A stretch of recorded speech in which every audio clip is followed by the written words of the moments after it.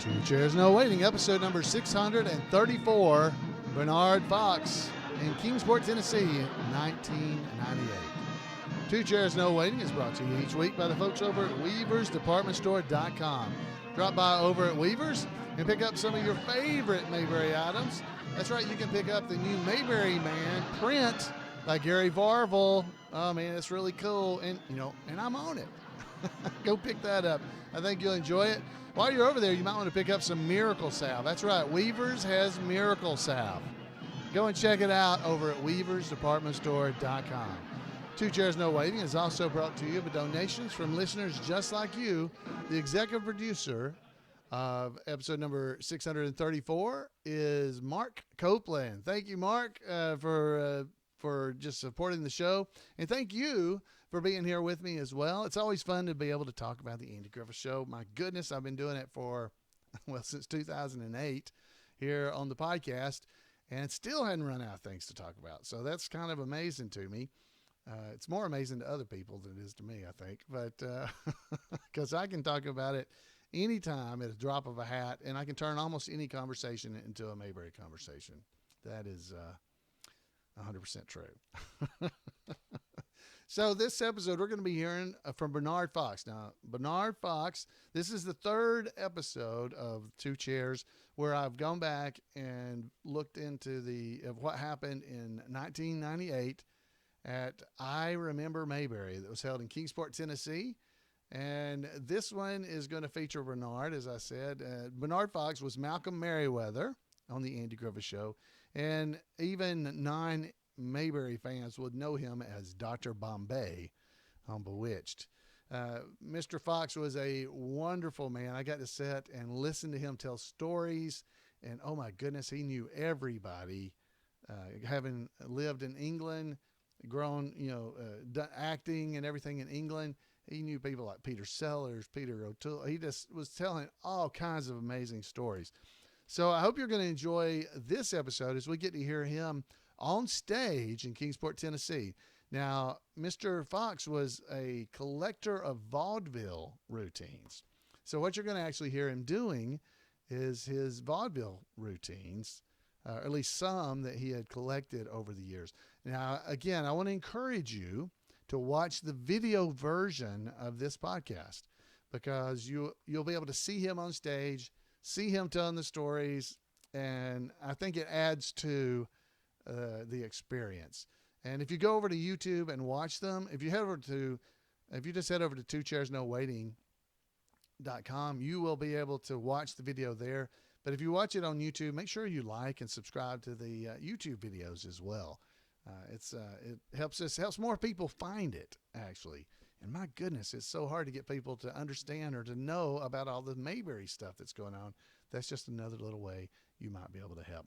So we are heading now back in time to 1998 to hear from Bernard Fox. I know you're going to enjoy this. What an amazing man he is. Here we go. Take it away, Mr. Fox. Oh, and David Browning's in Ladies and gentlemen, this evening is so wonderful, and I'm so proud to have an opportunity to be with you and be with these wonderful stars. How many of you remember a fella that somebody said he was probably a part of the Cold Green Guard? Well, I got to tell you something. He wasn't only a part of the Cold Green Guard on the Andy Griffith Show. He was featured on Bewitched. He was featured on Hogan's Heroes. And he was just recently, he received acclaim for his performance in Titanic. And I have enjoyed this day so much talking with him. And you're going to enjoy so much listening to him. Ladies and gentlemen, please welcome Bernard Fox.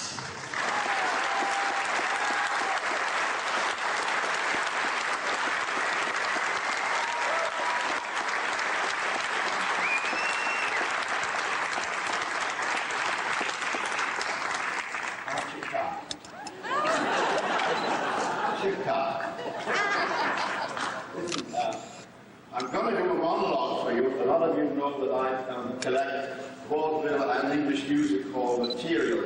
And I have a monologue that I found on the back of an old 78. It was recorded in 1923 by Fred Dupre. And the idea behind it is that you are not allowed to smoke at the side of the stage. And he tried to light his cigar, and the stage manager grabbed him by the scruff of the neck and tried to throw him out of the theatre. And I think his act probably began with him coming on the stage shouting, something like that. All right, don't you dare ever lay your hand on an actor again.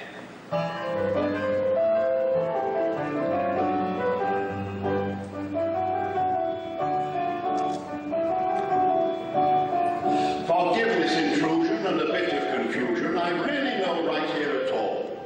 But I'm having trouble, you see. The stage manager's being rude to me. When I struck a match, you'd have thought I struck him, but the way on my collar he flew.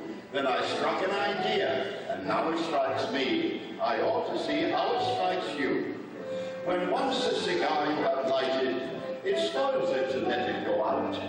But when I lit up this at the side of the stage manager flew in a terrible rage. Now, I don't know much of theatrical laws, but actors do smoke on the stage. I've seen scores. So the reason that I've come out here is because I don't want my cigar to go out.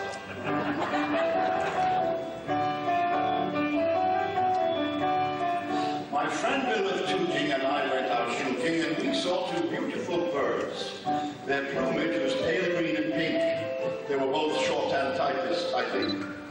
We went for a walk. They both smoked cigarettes, and before we had gone very far, mine said, "Have a fag?" I said, "No, I'm grown up," so I lighted myself a cigar. We sat in the shade of a chestnut, and we talked about love and all that.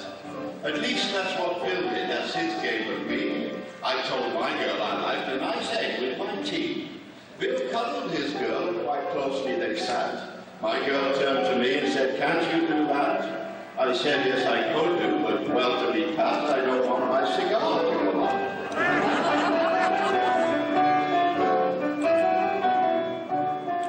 Now, me and the wife's mother are fond of each other. Well, we're not, but I say that to rhyme. Now, to talk of one's mother-in-law and of her uncontrollable jaw is a chestnut, I know, but still it's the truth, so I may as well bring it in here. We took the dear soul to Brighton last week, and she fell off the end of the pier.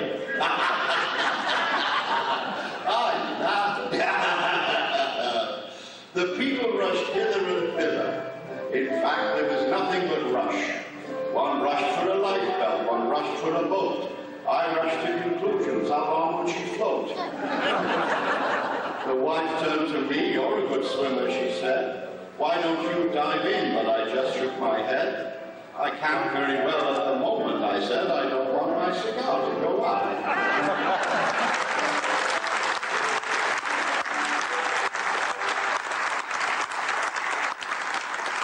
Thank you very much. You'll have noticed in that second verse where the girl says, "Have a fag," an English gentleman will always refer to a cigarette as a fag. So if an Englishman tells you he's going to light up a fag, it means he's going to light up a cigarette. It doesn't mean he's going to set fire to a member of the gay community. Actually, there are many, many differences in the common language, and Winston Churchill ran into some trouble. You know, Winston's mother was married. And when Winston got married, they decided to honeymoon in the south, where the relatives were. And of course, the hostess wanted to give him something local, a local dish, so she baked southern fried chicken. And Winston enjoyed it very much indeed, so much that he asked if he could have another breast. And there was a shocked silence. And then the hostess took him to one side and said, "Mr. Churchill, in this part of the world, we don't say breast and thigh. We say white meat and dark meat." So the next day he sent her a beautiful corsage with a note which said, "This will look gorgeous, pinned on your left white meat."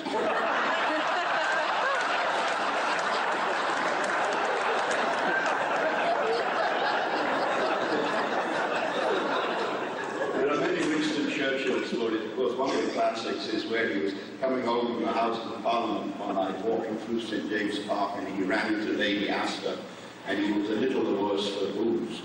And she looked at him and she said, my good man,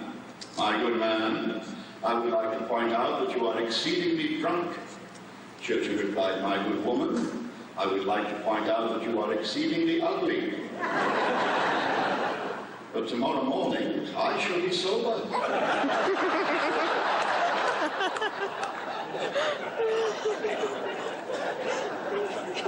They didn't get on at all. There's a story where they were at a political dinner and they got into a political argument. And she turned round to him and finished up the argument by saying, you know, if I were your wife, I'd put arsenic in your coffee. And Churchill said, and if I was your husband, I'd drink it.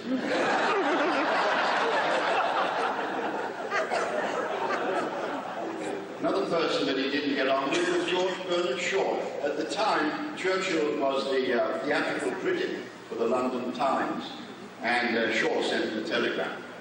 He said, I understand from our PR people I should invite you to the first night of my new play. Bring a friend, if you have one. Churchill replied, I can't make it to your first night, I'll try and make it to your second night, if you have one. It's not generally known, but Winston had a brother, and they hated each other when they were children. One went to Oxford, one went to Cambridge. As they moved upward in life, of course, Sir Winston Churchill became a politician, and ultimately became the First Lord of the Admiralty. The brother went into the church, and proceeded up the ranks of the church until he was a prince of the church. And they were both on Euston Station in London one day. So Winston was there, of course, with his admiral's uniform on, all the gold braid and all around here. And the Prince of the Church was there with his clerical gown on and a purple sash and a little flat hat. And a nice little corporation going at this time.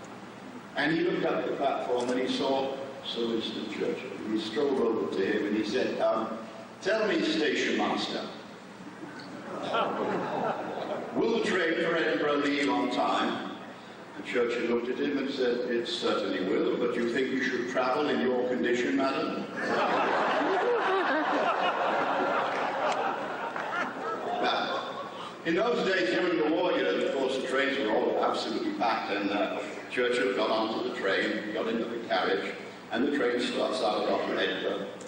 And there was a GI standing in the corridor, and he'd been standing there for about a half hour, and he looked into the compartment, and he said there was an empty seat, except for a poodle was sitting on it. So he opened the door and he went in and he said, ma'am, could we put the poodle on the floor and I could sit down? And she said, no, Fifi's seat has been paid for and Fifi is going to stay on her seat. So the GI went back in the corridor and he stood there for another half hour. And then he came in and said, now, ma'am, I've been standing out there for an hour. If I put my newspaper on the floor, will you put the poodle? She said, no, Fifi's seat has been paid for and Fifi's going to remain in her seat. So the GI, awfully nice fellow. He went back in the corridor, and he stood there for about another half hour. And he came in. He said, now look, lady, I've been standing in the corridor for an hour and a half. I think if I sit there, I could put the poodle on my knee. And then she said, no, Fifi's seat has been paid for, and Fifi will remain on her seat. So the GI grabbed Fifi by the scruff of her neck and threw her out the window off the train. Churchill lowered his Times, and he said, you know, you Americans, you are extraordinary people. You drive on the wrong side of the road. You eat your food with your fork held in the wrong hand, and you've just thrown the wrong bitch off the train.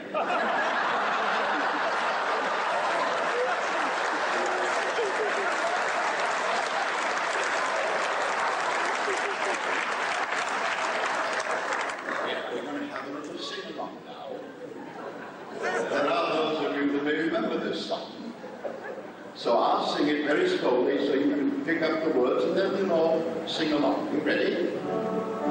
Sarah, Sarah, sitting in a shoe-shine shop. All day long she sits and shines, all night long she shines and sits. Sarah, Sarah, sitting in a shoe-shine shop. She sits and shines and sits. Sits and shines and sits. Sits and shines and sits. Sitting in a shoe-shine shop. All together.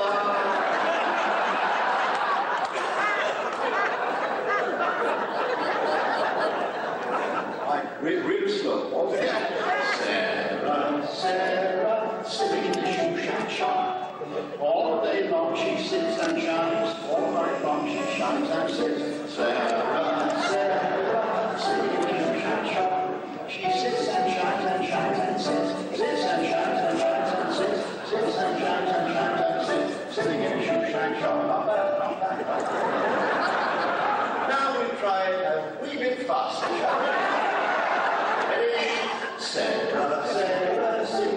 shop. All day long she sits and shines, all night long she shines and sits. Sarah, Sarah, sitting in the shoe shine shop. She sits and shines and sits, sits and shines and sits, sits and shines and sits, sitting in the shoe shine shop. Thank you.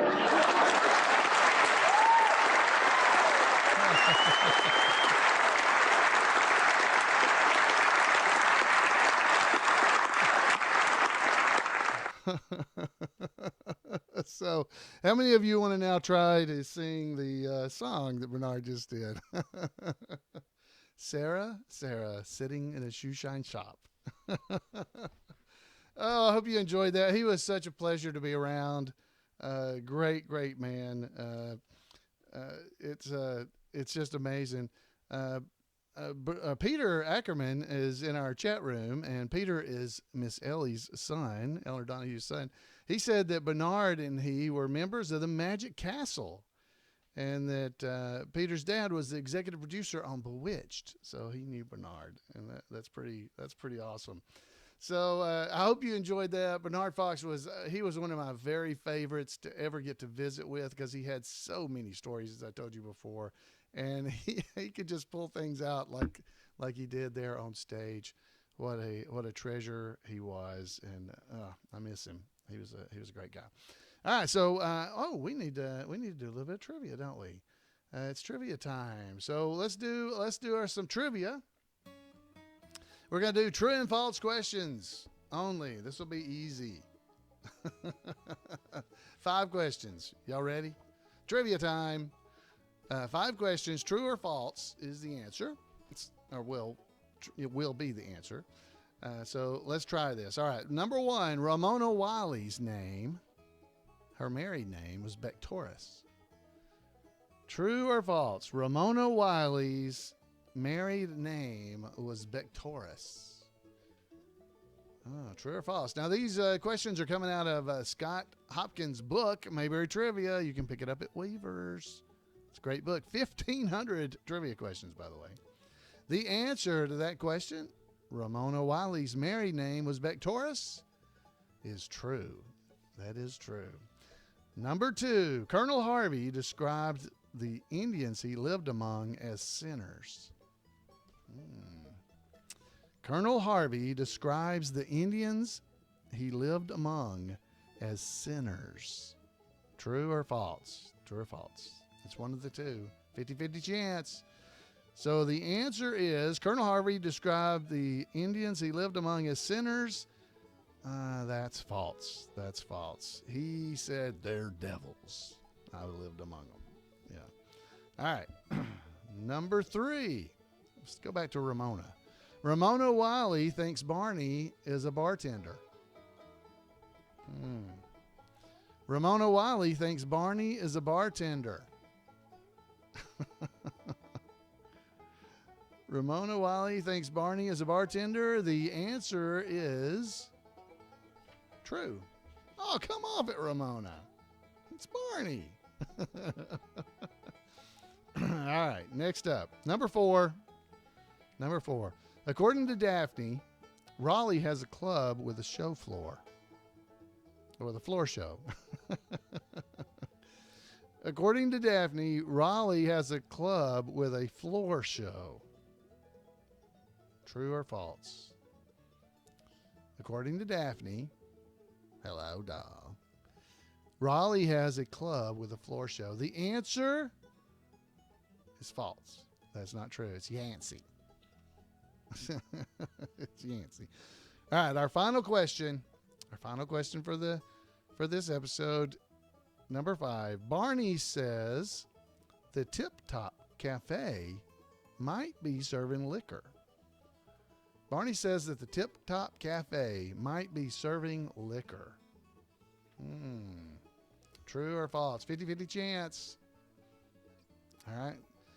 So the answer is Barney says the Tip Top Cafe might be serving liquor. That's true. That's true. All right. There you go. So that's a true statement. So how did you do? Did you get 50%? Let's say, I guess if you get 3, you did good, right? Because that's better than 50-50. So you did good if you got at least 3. So I hope you enjoyed that. I always enjoy just playing the little trivia. These are pretty fun for us and just to have a little bit of fun. All right, so now we're going to go over and hear from Randy Turner with This Week in Mayberry History.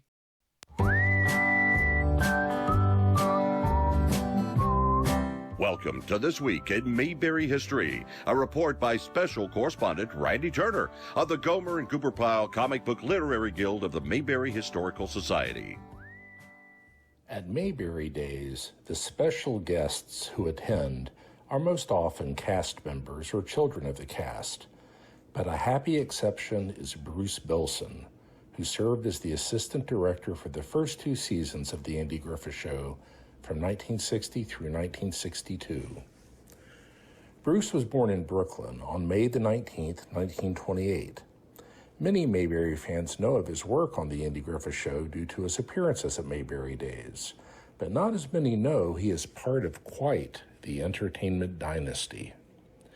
Bruce's father, George Bilson, was born in England and was involved in entertainment in the United States in a number of ways.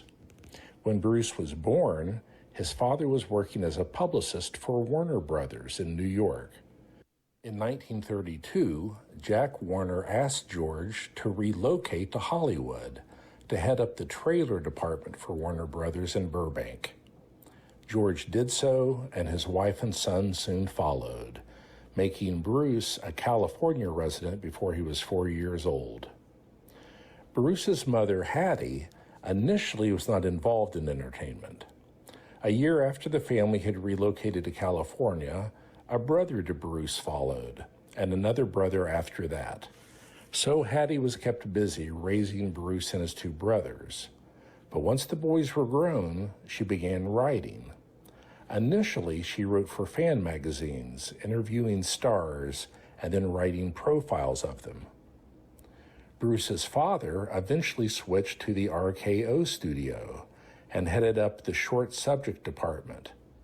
This later led to Bruce's mother writing screenplays for some of the short films. By the time Bruce's father's long career ended, he had been a producer, a writer, and a director. He produced the mid-1950s television series Captain Midnight. Captain Midnight had originally started as a radio show with Alan Soule, Mayberry's own John Masters, playing one of the regular characters, Agent Kelly. One of Captain Midnight's squadron was played by Willis Bushey, who played various characters in Mayberry, including the wealthy cabin owner Charlie O'Malley in Convicts at Large. When Captain Midnight's television version, produced by Bruce Bilson's father, aired, the captain's mechanic, Ichabod Icky Mudd, was played by Sid Melton, who is best remembered as Alf Monroe in Green Acres, but who was Hollywood publicist Pat Michaels, whose insistence on a publicity shoot of Andy and starlet Darlene Mason landed Andy in hot water when Helen saw the photo. Sid played the role in 2 back-to-back episodes of The Andy Griffith Show. And Captain Midnight's resident scientist in Bilson's television version was played by Olin Soule. Soule was the only actor to perform in both the radio program and the television program. We'll talk about Bruce's career in more detail later, but the term dynasty would not apply if it were only 2 generations made up of him and his parents. In fact, Bruce has 3 children, all of whom are also involved in the entertainment industry as the 3rd generation of the Bilson family to do so. His son Danny has written for television and created a number of shows. Among his series is the fondly remembered original 1990 live-action series, The Flash. Danny was also the screenwriter of another fondly remembered comic book property, 1991's The Rocketeer. He has also been involved in the video game business as head of creative affairs for THQ, one of the top 3 video game producers. Bruce's daughter, Julie, produces commercials and works primarily with director Errol Morris. She produced the lauded documentary The Fog of War and received an Oscar for doing so. When Bruce remarried in 1981, he married Rennie Jarrett, a former child actress who had already appeared in more than 25 television roles before she was 8. She continued to act as an adult before retiring, appearing in series such as The Mod Squad, Barnaby Jones, and Love American Style, and played the lead character Nancy Smith Hudson in the 1970-1971 series Nancy. When Bruce married Rennie, he gained a stepson, Drew Stauffer, who's also involved in the world of entertainment as an editor with Electronic Arts, another video game producer. I think 3 generations would definitely qualify as a dynasty, but there's a 4th. Bruce's beautiful granddaughter, Rachel Bilson, starred as Summer Roberts on the popular series The O.C. The daughter of Bruce's son Danny, Rachel has also appeared in series such as That 70s Show, How I Met Your Mother, and Gossip Girl. She starred as Dr. Zoe Hart from 2011 to 2015 in the CW network series Heart of Dixie, and has appeared in films such as New York, I Love You, and Jumper. And if that is not enough, Bruce was there at the very beginning of the Andy Griffith Show, which we'll discuss next week. So that's it for this week. As always, thanks for listening, and remember to take care of yourself, take care of one another, and take Andy's advice, and go out there and act like somebody. Wow, thank you, Randy, for that wonderful report. And if you want to make sure you don't miss out on any of the great things that Randy's doing related to the Andy Griffith Show, send him an email at turnersgrade@gmail.com, turnersgrade@gmail.com, and he'll make sure you don't miss out on any of it. So, yeah, Bruce Bilson, the first time, Bilson, did I say it right? Yeah. The first time he came to Mayberry Days was the year that Heart of Dixie with his granddaughter was about to premiere on the CW. So he was very proud and was telling everybody about it at Mayberry Days. So it was great. So great. Bruce is an amazing man too. It's so nice to hear him tell about the Andy Griffith Show and just all the other things. Get Smart, so many things that he was involved in. And it's amazing when you hear his whole family, just all the different aspects. And wow, how thankful we are that he helped get the Andy Griffith Show off to the start it got. So, folks, that is what we have for you tonight. I hope you have enjoyed yourself and enjoyed just visiting here in Mayberry and talking about Mayberry. It is always great to be able to do that. I would love to hear from you. You can give me a call at 888-684-8415 and leave a message. Talk to me. Tell me what you think about the Andy Griffith Show and some of your memories. I'd love to hear that. You can also write me at floyd@imayberry.com. If you can't remember any of that, just head over to twocairsnowaiting.com and all that information is there, and you'll be able to reach out. And just like last week, you'll eventually be in a feedback episode that we do. It is always fun to hear from fans of the Andy Griffith Show and just to share the love of the show with you. So I'd love to hear from you. Until next time, everybody, I hope you have a great Mayberry week, and we'll see you here on Two Chairs. Good night, everybody.